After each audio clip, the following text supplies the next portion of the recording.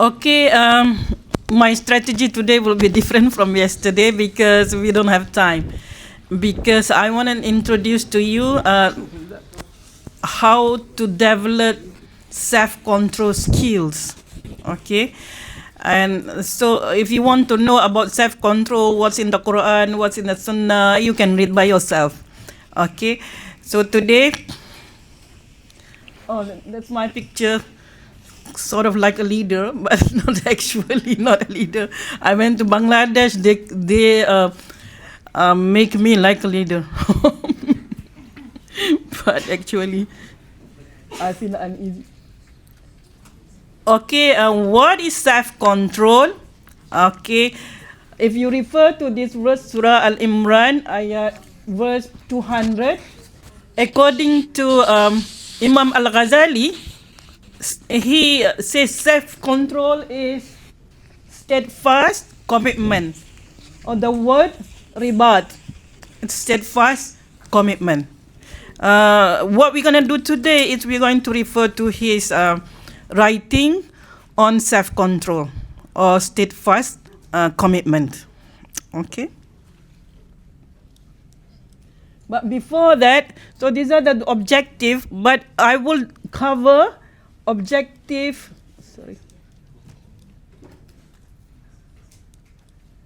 objective 1 and last one. Okay. What is self-control and how it relates to chastity, and how to enhance or develop self-control skills using Al-Ghazali's 6M.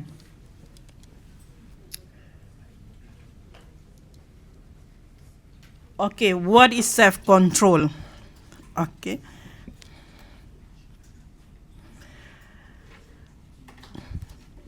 Self-control is our ability or the ability to restrain our own self from any strong urge or pull to act that defer the self from achieving our goals. Okay. So anything that pull us to go away from our goals, and then our ability to fight that, it is called self-control. Okay, and the ability to fight our own urge, to fight incitement, seduction, it's called self-control. Okay, I have reviewed like hundreds and hundreds of research done on self-control, but mostly by Western scholars. They say that self-control is positively correlated with success. Okay, high self-control is positively correlated with success, but low self-control is positively correlated with all problems. Okay, so therefore self-control should be the aim of our education or the aim of our self-development. Okay, we need to have self-control. Okay, if you ever read Imam Al-Ghazali, he says that self-control refers to persistence in resisting temptation and in doing good. Sometimes we are not committed in doing good. It's also, we have no control of keep doing good. Okay, we did something good once and then twice and then stop because we have no self-control. And he referred in Arabic for self-control is murabata. Okay, he wrote a book. I think this is the book is coming from Ihya Ulumuddin. The title Vigilance and Self-Examination. Okay, in this book he wrote 6M of how to train ourselves to develop high self-control. Okay.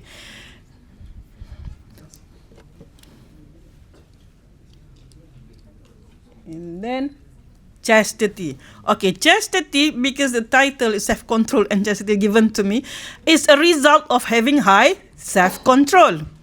Okay, chastity is the result of having high self-control. Okay, what is chastity? Is a good virtue of being able to exercise high self-control to refrain our own self from being involved with immoral activities, or in Arabic word is ifa. Okay, so it is the golden mean. This is the between two vices. It is in the middle. It's golden mean. Okay, between excessive in animalistic desire, and also in withholding desire, no desire at all. So self-control, ifa is in the middle. Okay. Why do we have no self-control? Okay, before we go on with the 6M, I want to discuss why we have no self-control. Everybody, we have certain things in our life, in our personality, that we cannot overcome the problems that we have. Okay, if we have no self-control, we become impulsive. We have no self-control, we become impulsive. Okay, impulsive is a habit that we have because we have been doing it over and over again until it become automatic, and our akal has no longer control, meaning we didn't use our akal at all. It is impulsive behavior. When we become impulsive, we have no self-control. Okay. I want to give you an example, impulsive behavior. Let's say you're a student, and then your lecturer give you an assignment. Without thinking, you kind of wait until the last minute to do it. Because you've been doing it for years, it become your habit, your personality. So you wait until the last minute. You don't think about it at all. Okay, because we become impulsive, procrastination become our personality characteristic. And this is when we lose our self-control. We are not able to control our own desire. So we wait until the end. Okay. In order to understand how we become impulsive, let's talk about human nature. Okay. If we read Suratul Baqarah, verse 30 and 31, this verse is about about Allah and the angel. The angel asks Allah, why do you want to create human being that's going to destroy the earth and kill each other? Whereas the angels, they always obey Allah. They always glorify Allah. And Allah said, I know, but you don't know. And then Allah taught Adam names of all things. And then, as if Allah said, okay, I will prove to you that human would not kill each other. So he taught Adam names of all things, and then they call Adam and Iblis together to prove that he knows. Okay? So from this verse, we can deduce that human has what? What is the human nature? Human nature first. Why we have this weakness? What do we have that we have this weakness? What? We are hasteful. Okay, why we are hasteful? Hasteful is a result of something that we have that. Okay, this is all result. Okay. Okay, what do we have that angel said this human will kill each other? Okay, very good. Okay, we have this desire. We have this. Allah create in us desire. But however, Allah provide something else. When Allah taught Adam names of all things, how can human be taught? They have what? They have akal. Very good. Okay, so this akal job is to bind the desire so that desire will not go wild. Okay, we need desire, but we need to control it. Okay, what happened?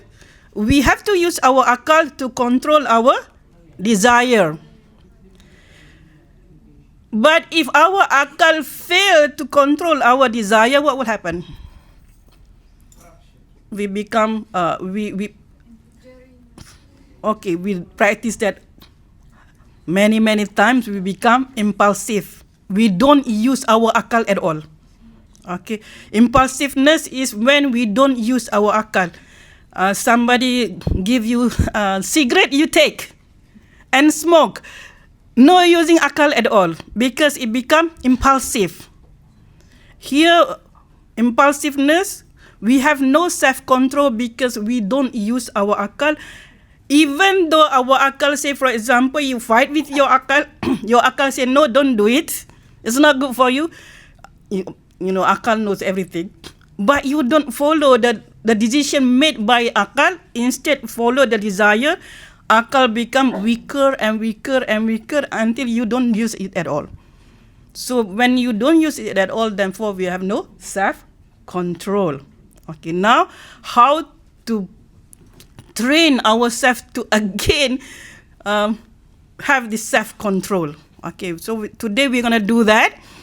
We're not going to go and look at how Prophet Muhammad, how the Sahaba, then I think you can read on your own. It's easy to read and to understand. But I think most of Muslim, the studies that I've referred to, that I've read, none of the Muslim have come up with skills how to develop our self-control. Okay. Many studies shown that self-control is developed from young. Before you're 6 years old, you have this personality already, and they put the blame on parenting. Okay, if you are good in parenting, you will nurture a very good children with high self-control. But I kind of do not, and according to them, self-control is like it's set already. It cannot be changed. But I don't agree with that, because human can change. Okay, human behavior can change. Okay, human behavior is not static. When you develop that, then bye-bye forever. I'm in hellfire. No, okay. Because that's why Allah sent down prophets. And those who embrace Islam, they are at old age already, some of them. So meaning human can change. And then they change their behavior also, from savage Arab to very high people with high morality. So that's what I disagree with the Western scholars on this. So for me, self-control can be developed whatever age you are, but you need to have to fight within yourself your own desire. I always share with my students, because students they have this problem. First, procrastination. We know how students procrastinate when the assignment is really not good. Okay. And then they have this problem of sleeping problem, because they are into their phone. They love their phone so much, they are with them always, so they sleep late. Okay, so they have problem with gadget addiction. Okay. And it become their personality. It's difficult to solve this problem, and it affects their life, their health, their grades. So how to solve this problem? I said you need to, when your akal make decision, you need to follow your akal. If you don't follow your akal, you always follow your desire, you will lose. Your akal become weaker and weaker. And it's like a muscle. You don't use your muscle, it will be gone. Okay? So, as leaders, it's very important you have high self-control. then you have a very moral life. Okay. So now I'm going to go straight to 6. Yes? You want to ask question? Okay.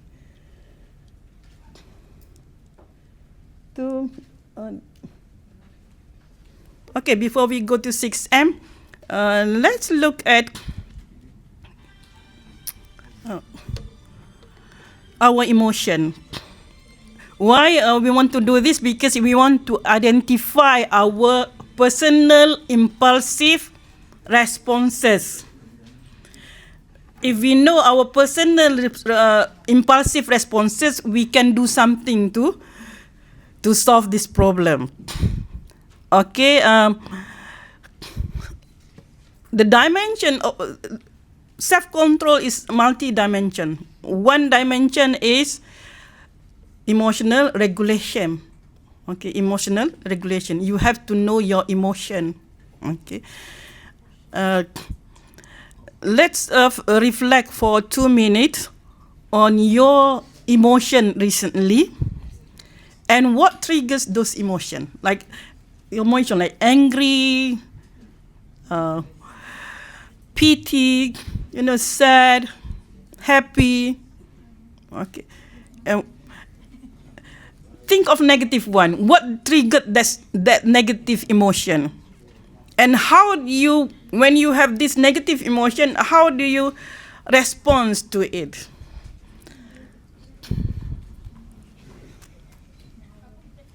I think if you on social media, people like curse a lot in social media, and then when you read this, what is your emotion? How do you respond to it? Do you really right away, type something, curse them back, or what did you do? Okay. Okay. So I don't want you to reveal your own emotion. Just you reflect it, and identify how do you respond when you have these emotional triggers. Okay. But I will share mine because I'm an old person. When I'm young, I'm like you. But then when you are old, your pace is lower, so you don't trigger as much. Okay. So if I read something that's make me angry, in the social media especially, I don't respond right away. I come up with strategies of how I will respond. Okay, because if you respond right away, when you're angry, what will happen? You make a lot of mistakes. When you're angry at your children, you say something that you don't like, that you regret later. Okay, when you're angry at your friends, same thing. So when you're angry, you should be quiet. Don't say anything, because you will hate yourself after that if you say something. Okay. Okay. I will share with you my personal experience of how I was impulsive. I have 2 kids.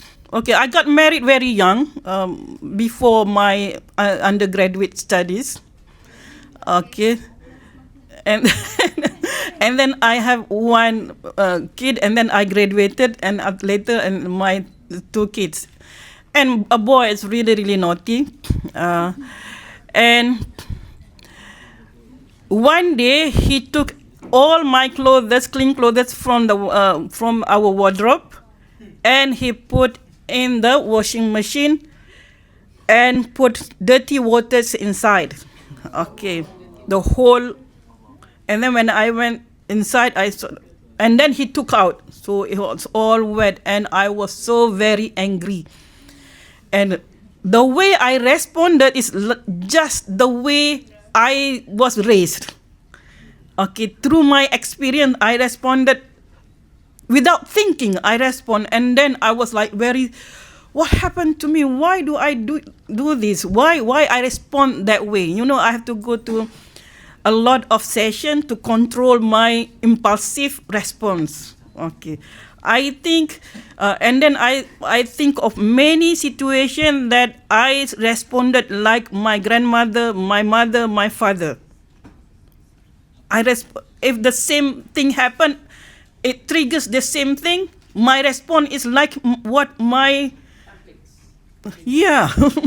So I was like, but I know it's wrong. I cannot respond like that, and I really hate myself on doing that. So I want to know how. So later, I learned from Stephen Covey, okay, that between stimulus and response, you have to push the pause button, pause, stimulus, pause, and then respond. Not stimulus, right away respond. You will hate it. You will hate yourself because until now I'm 61 years old. I still have this feeling that I feel pity for my son. Now he's 40 something years old, or 40 years old. My son is. I feel that I did this to you before. But he forgot, he didn't know actually, because he was like only 2 3 years old. Okay. But inside myself, I feel that I have that. Okay. So we don't want to do this, inshallah. I'm going to share with you how Imam Al-Ghazali developed this self-control skills.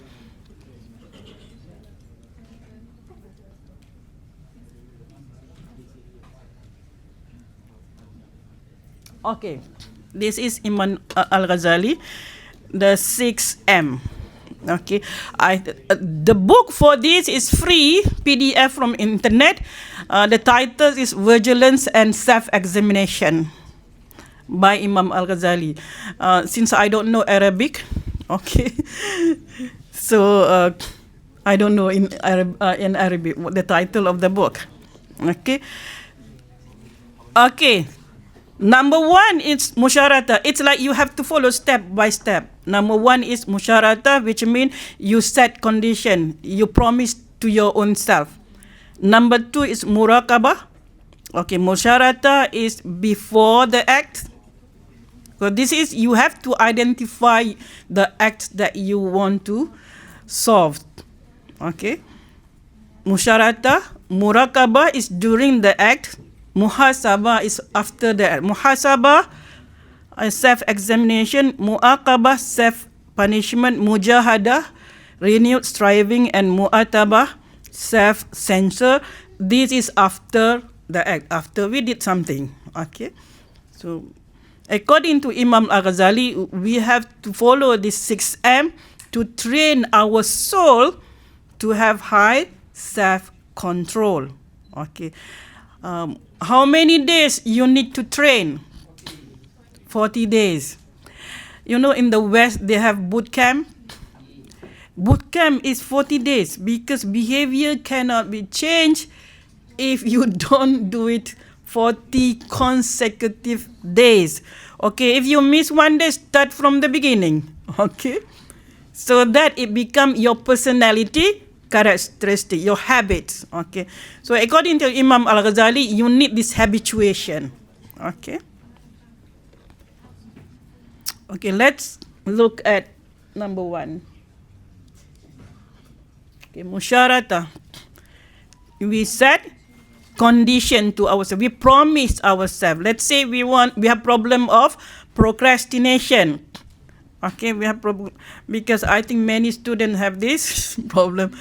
Like majority, only I met like 2 or 3 students who are not procrastinators. They are always on time. You say, I want this page sent, always on time. Okay. Okay, so you have this, you have to agree with yourself. And then when did you make your promise? This every morning after Fajr prayer. You promise yourself every morning after Fajr prayer, today I will spend only 2 hours in social media. Okay. 2 hours. Okay. You promise yourself to spend 2 hours.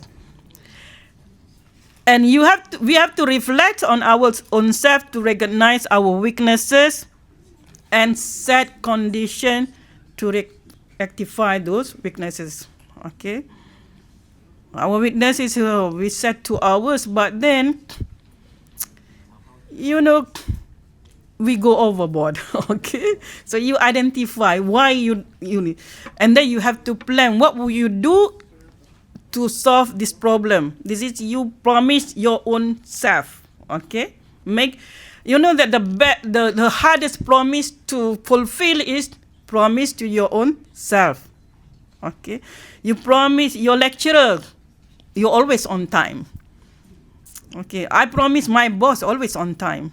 But when I promise myself, I always fail. Okay, it's the hardest.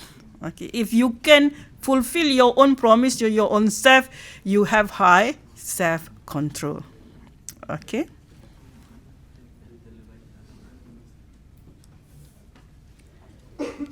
And then, okay, you set the promise, what you want to do, blah, blah, blah. Okay. And if you, when you promise yourself, you promise also, if I fail, I will do this, this, and this. I will punish myself. Okay, you have to do that. Okay. And then muraqabah. This is during the act. Okay. You have to follow. You have to remember ihsan. You have to remember that God is watching you. Allah is watching every moment. Okay, Allah is watching you. So therefore you have this feeling that even though you don't see God, but God is watching you. And He sees you every time, even though you are like in a very secluded place. Then probably if we have this feeling of muraqabah, we use this every day, put in our mind, muraqabah. God is watching. I promise myself this day I will do this, this, this. God is watching. Okay. So this must be practiced always, that God is watching. Even you want to take something very small, you will not do it if you have this feeling. Okay. Long time ago, I lived in link houses, and then I was a housewife before. I did my PhD when my children all grown up. So our job is to do laundry and everything, and then I want to hang my laundry under the sun, and then my clothes pack is finished. But you know, link house, and then the next door neighbor, you can just, I want to take one, I took one from my neighbor. He didn't know that one clothes pack is missing. And I took and used my own clothes. And then I feel so scared of my life. And then I have to go back and put it back and I have to call my neighbor. I took one. Because I feel that even though he doesn't know, okay, but Allah is watching. You have to feel that scared Allah is watching. You took one cloth pack. I think he didn't mind if he knows, okay, for one cloth pack. But we want to do that, to have that vigilance, that muraqabah in whatever we do. Okay, we on social media, Allah is watching. Okay, you promise yourself, you have to fulfill your promise. Sometimes we are on social media is for good cause. Like for example, because I have really close relationship with Syria, so when they are freed, so I spend hours and hours reading, looking at video, at pictures, at what they say, the interviews and all. And my friends from in Syria keep sending me videos, and I spend like hours and hours on social media. But looking at something that is good, but when you neglect a lot of other things, okay, that is also bad. Okay, excessiveness. Okay, I think only you can do that when you study. You can do excessive study. Okay, okay. For other things, you cannot be excessive. Okay, so you have to have muraqabah. And then this is after the act. You have to have muhasabah, self-examination. Okay, if you read the book Secret. Have you ever heard the book titled Secret by Rhonda Byrne or something like that? Okay, it's very famous, the book. Many Muslim, but it has like a new age movement element in it. But they practice also the self-examination, muhasabah. They said at the end of every day before you sleep, you should think of what you have done. This is after the act. Okay, according to Imam Hassan al-Basri, a believer should reproach himself by examining his actions. Okay, so let's, for example, what did I mean when I said that? And sometimes we say something we really regret. Okay, what was the reason for the food I just ate? Okay, this is like, when you read Imam Al-Ghazali's Ihya Ulumuddin, I think we fail as human beings because even food that is halal, he wants us to refrain from taking the food. Okay, too much. Okay, I feel like, oh my goodness, it's too high. Food, okay, that we eat every day. For him, okay, why you need to eat this food? Okay. What was the reason for doing thing that I just did? Why we did that? We have to self-examine our own self. And according to him, the sinful one moves forward without any reproach, without any self-examination at all. And if you are in philosophy, self-examination can be very big also. You have to examine, why do I believe this? Why do I act the way I did? Why do I follow what my culture tell me to follow? Okay, you have to ask this question. According to Socrates, unexamined life is not worth living. You have to examine your life. You have to do muhasabah. If you tell yourself that today you will spend only 2 hours, then you have to do muhasabah. Whether you have done that, whether you are successful, if you fail, and why you fail. Okay, because you need to know why, because after that you can take action. Okay, this muhasabah. Muhasabah is like post-mortem. After the act, you go through success, why we are successful, and fail, why we fail to achieve our objective. Okay. And then mu'aqabah. What is mu'ain or mu'aqabah? Punishment. You have to have self-discipline. You have to punish yourself according to Imam Al-Ghazali. Okay, I use this from his book.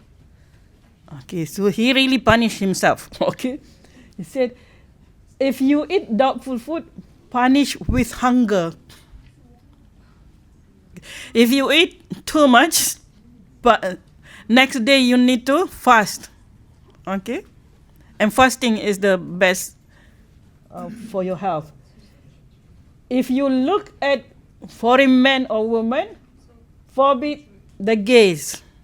Okay, if you touch unlawful things, and Imam Al-Ghazali said, put your hand over fire.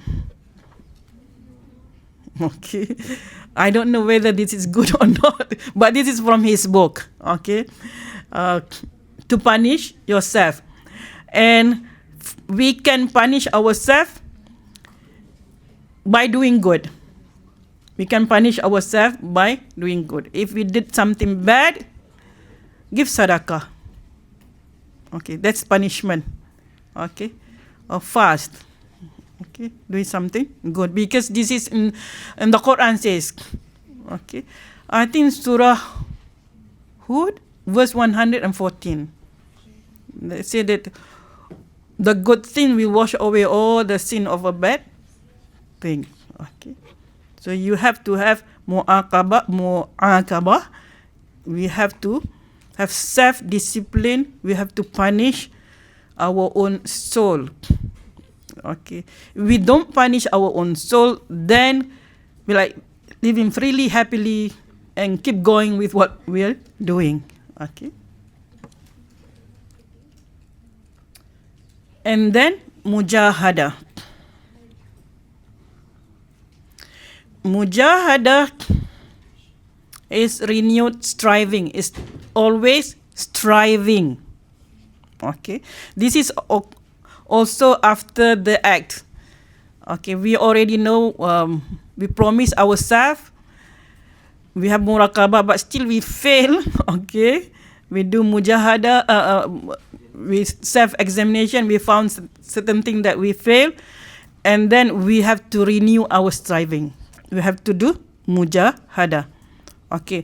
Here, Imam Al-Ghazali said we have to do good after we did bad thing. Okay.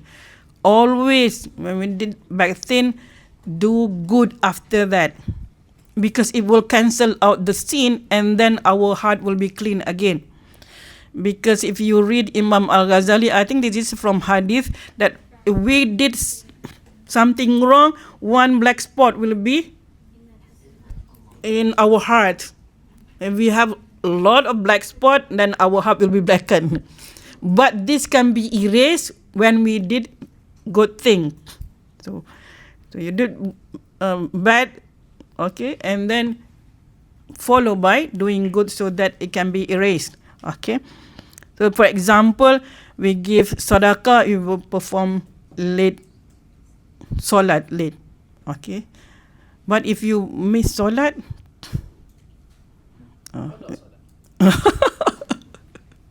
okay, you can qada if like you sleep, okay, you didn't wake up, overslept. Okay, it's okay. But this is like in a class, or you have nothing, but then you're late for salat. You're not late, you missed salat. Okay, so you have to repent, ask Allah for forgiveness, and also did something good. Okay, you have to do something good. And my student, since my house is only 3 minutes from this building, is 3 minutes from my house, so I always take 8 o'clock class every morning. And by 8:30, my students start to come to class. So class start 8, because I know they are on social media, they cannot wake up in the morning. And many of them, they wake up late and then they come to class without praying Fajr. Okay. We did a survey on this. Okay. Many. Okay. So I told them hadith about Safwan. Okay. And one day his wife went to see Prophet Muhammad sallallahu alaihi wasallam, and the wife told that Safwan always wake up late and always pray Fajr. Always pray Fajr. He prayed. Okay. After the sun went up already. Okay. So she's not happy at all with her husband's behavior. So the Prophet Muhammad sallallahu alaihi wasallam called Safwan, and then asked Safwan, your wife said this, and this, and says, okay, he said that, but in our family, my father, my grandfather, my grandparent, my parent, everybody wake up late. This is what Safwan said.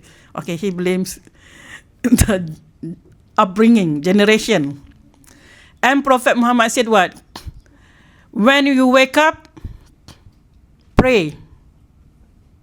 So Prophet Muhammad said, when you wake up, pray. Okay, that is the solution. So I told my student, when you wake up, pray. Doesn't matter what time you wake up, because that is how Prophet Muhammad solved the problem of Safwan.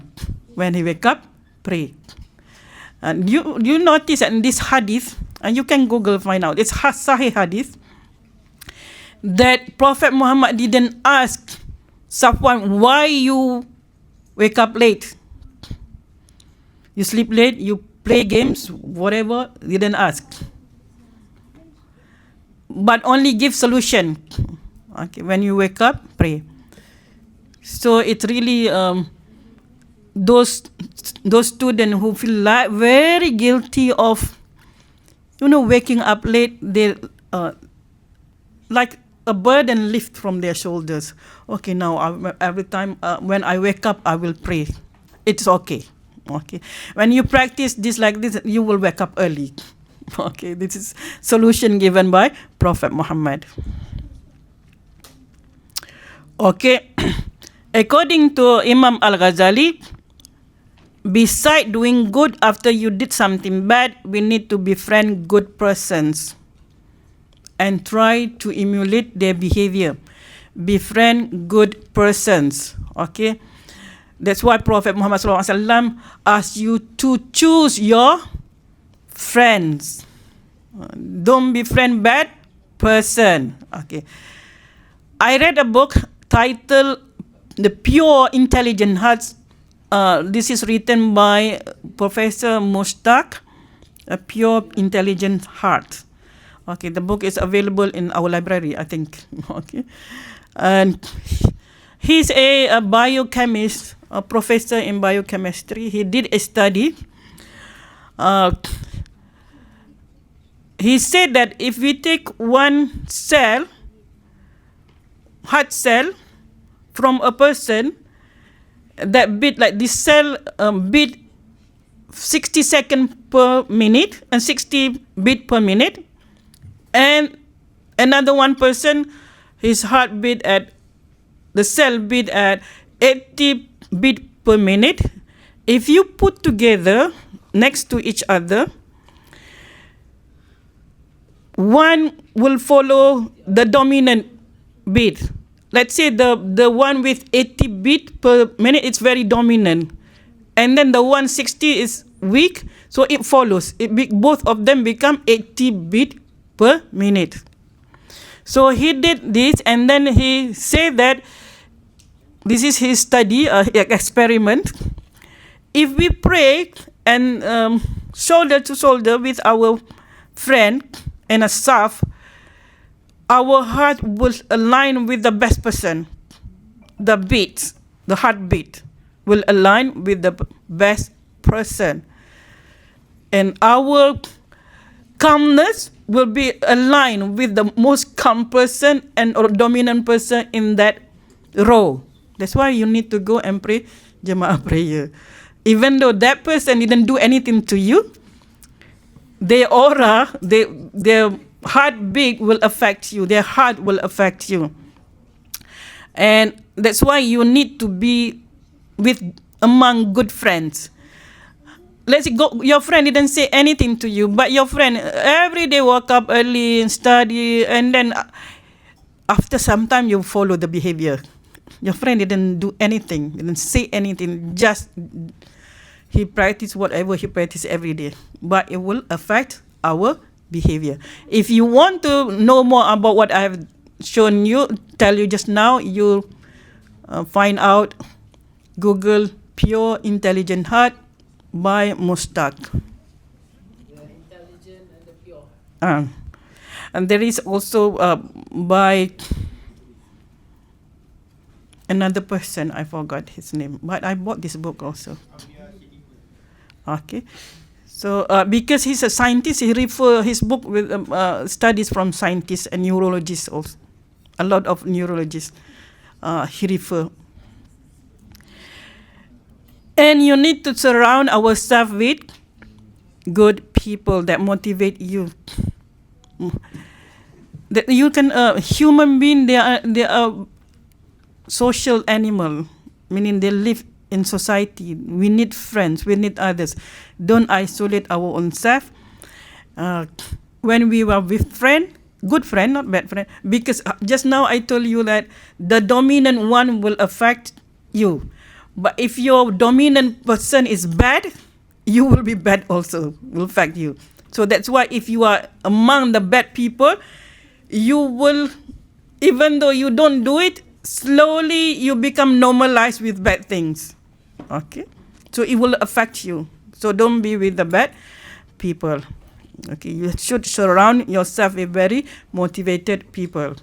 And just let's say if you are doing PhD now, even though you don't have anything to say, go to meetings just to get the vibe, the motivation. Others are motivated, you become motivated. Seeing others are so motivated. Okay. And also we should study the Prophet, companions, great Muslims. Because storytelling is the best way to teach and to affect ourselves. Okay. And children like stories, adults like stories also. And stories, the way stories are being told, like affect our emotions. Okay, so therefore, even though nobody tell us a story, we should read the stories. Even though we have read that stories, read again and again, because every time you read, you will have something new. Okay, you will learn something new because your worldview now has expanded, and even though you read the same thing, your understanding will be different. Okay. I make this bet with my student. I say that if you know how to ask question, you can find new data from old text. From Al-Quran is an old text, 1,400 years ago. Okay, but if you ask different question to the text, you will have new knowledge. So I provoke them to them, and I prove to them. So you ask question and you will learn something new, even though from something that's old. People already read it many, many times. Okay, but if you come up with something new question, new perspective, you will learn something new.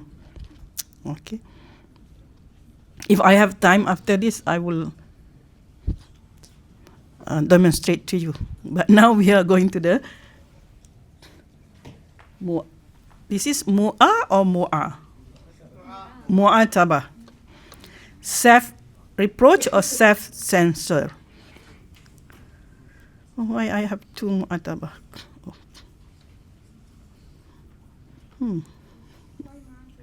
Okay. Okay. This is the last one. Okay, self-censor. Okay, you have to say, this is after the act, you have to say to yourself. Okay, this is like after you did that, you have to say to yourself. Okay, you know heaven and hell are in front of you, you're going toward it. Why do you reject heaven and why you go toward hell? You know our future is only one, that is death. Our future is death. What have you done, or what have we done to go to heaven or to avoid the hell? Okay, and why do we rejoice? Why do we be happy? Okay, so ask ourselves. And few nights ago, last weekend, I was invited by Ihsan Global, this one NGO, to give a speech about humanitarian aid, humanitarian help. Okay, being active in humanitarian.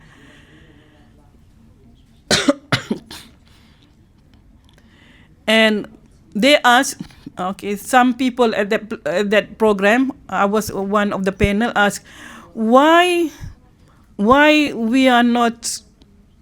we don't do anything, why we are not helping, why we like ignore what's happening to Muslims, to other Muslims. We don't act. Okay, so I told them, because they don't see that death is their future. Okay, because they don't see that death is their future. So they don't care what happens to their neighbors, to other Muslim. They care about themselves only. Okay, because we don't see death, therefore we become very individualistic. That's why Prophet Muhammad said the most intelligent person is who? The one who remembers death. Okay. When we remember death, we would do something. Okay, because they question, like in the Western countries, like a few days ago in Sydney, we have like 300,000 people marching for Gaza. And so many doctors were killed in Gaza, so many lecturers, but no lecturer, even IIUM, didn't do anything like make a big fuss or demand the international, the UN, just to show your solidarity with your fellow colleague. Okay, especially there's so many lecturers in Gaza is coming from IIUM. They graduated here. I have many friends who are there. Okay, but we talk in our WhatsApp group only. We didn't make any huge hoo-ha outside. Okay. Yeah, quiet. Okay, so I see like people are don't care. They like despair. Like for example, we give money, but now thousands of trucks stuck at the border. So why we don't know what to do? So that's, I think they say, okay, I don't know what to do. Let's just ignore. This is because we are not flexible. We are not adaptive. We have to adapt, to find something new solution to solve the problem. Okay. And Imam Ghazali said, do you know that death comes suddenly? You have to ask yourself. Not young people, not old people died. Young people died too. Okay. And then it's so sudden. Like our colleague just passed away in Durham. She was attending this conference. Prof. Ros Aniza, just last week, yeah, from Kuliah of Economy. Okay, so we don't know. Okay, and have we prepared for death? Have you accumulated your wealth when you die? And not wealth here, wealth when you die. Prophet Muhammad said, whatever we eat, whatever's own, we own what? We own what we eat, what we wear. Everything else is not ours. Only what you give as sadaqah is yours. Okay, yours is what you eat, you wear, you use. It's yours, and what you give, it's yours. Okay. So I remember Rumi. He said that seek what is, not what appears. Seek what is, not what appears. Okay. What appears in front of you, wealth. You say you are wealthy because you have like $1 million in your bank account. But actually, it's just what appears to you. What reality is what you give. Your wealth is what you give. How many you give, it's yours. Okay? So ask yourself that. And procrastination. Why keep promising yourself to do it tomorrow and tomorrow and tomorrow? Why don't do it now? Okay? Why procrastinate? I think this is a major issue, not problem of you, problem of my problem also. I procrastinate also. Okay, and especially as, like at home mother now, I am retired. Even though I retired, I volunteered to teach 2 sections this semester, and also next semester 2 sections. Volunteer. That means nothing, just volunteer. And many students, they complain about these universities, about this university in IIUM online. You know, I've been all over the world. I'm a traveler. I studied in the US for 6 years. And the only place I want to be is here in IIUM. I went to many universities all over the world. Oh, see? So now I volunteer, teach. Okay. So you have to ask this question to yourself, okay? So that you can develop your self-control, okay?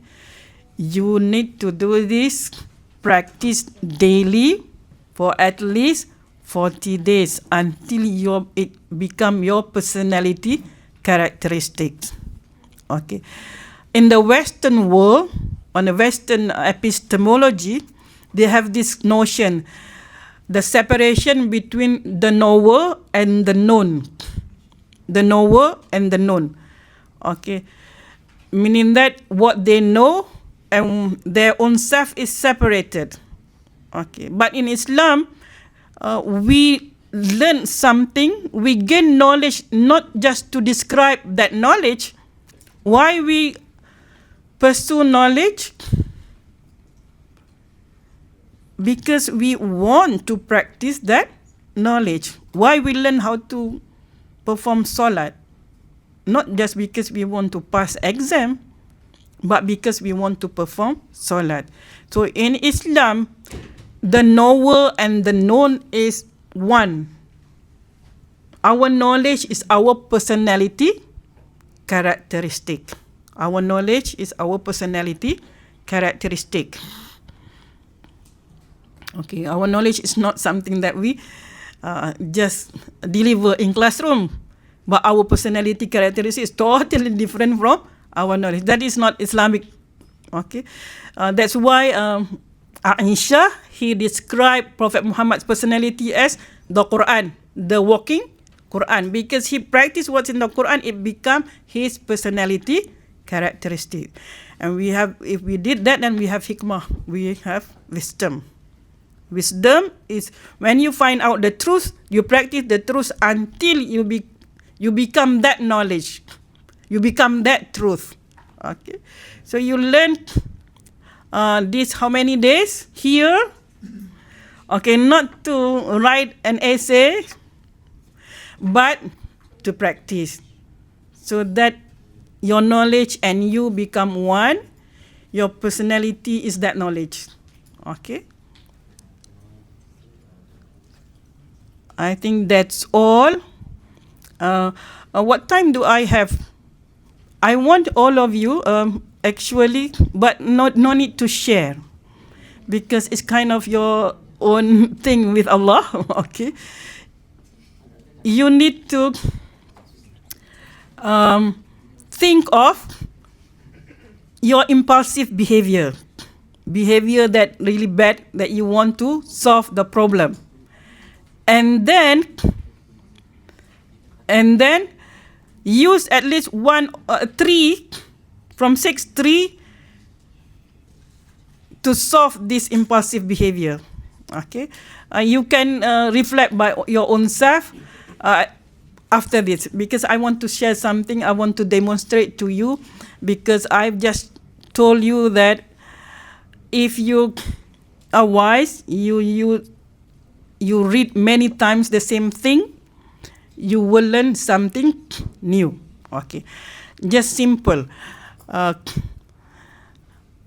The first revelation is Surah Al-Alaq, verse 1 to 5. I want you to reflect just first verse. Iqra bismi rabbikal ladzi khalaq. And what is so weird about that verse? You have to look every verse as weird, okay, so that you can learn new thing. Read. Okay, that's not so weird. Okay. Iqra bismi rabbikal ladzi khalaq. Read in the name of your Lord who create. Okay, what's so interesting about this verse? Okay, this I use this technique from Imam Al-Ghazali also. Okay, I read a lot of his book. He wrote a book. I mean, it's all coming from Ihya Ulumuddin, but people make it small book.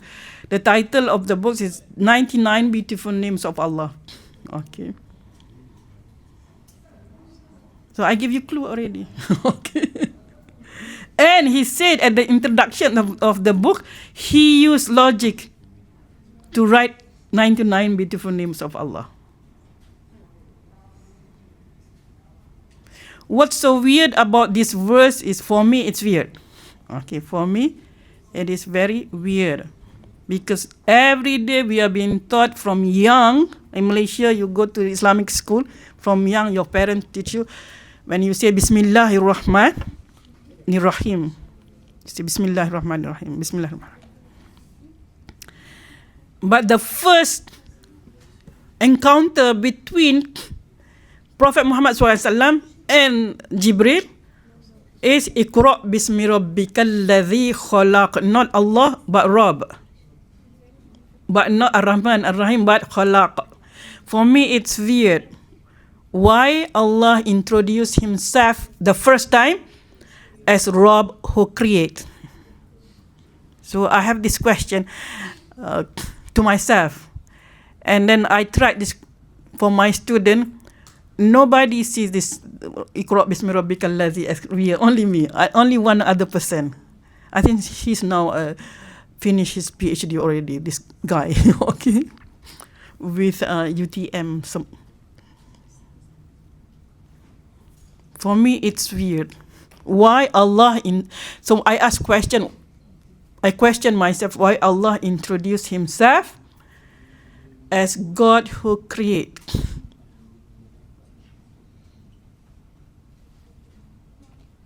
Why? Why not Ar-Rahman, Ar-Rahim? Oh, it's 99 other beautiful names.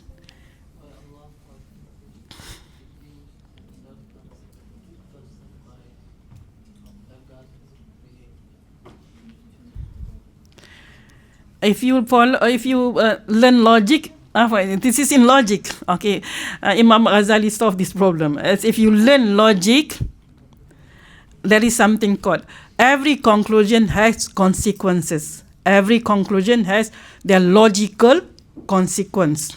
Okay.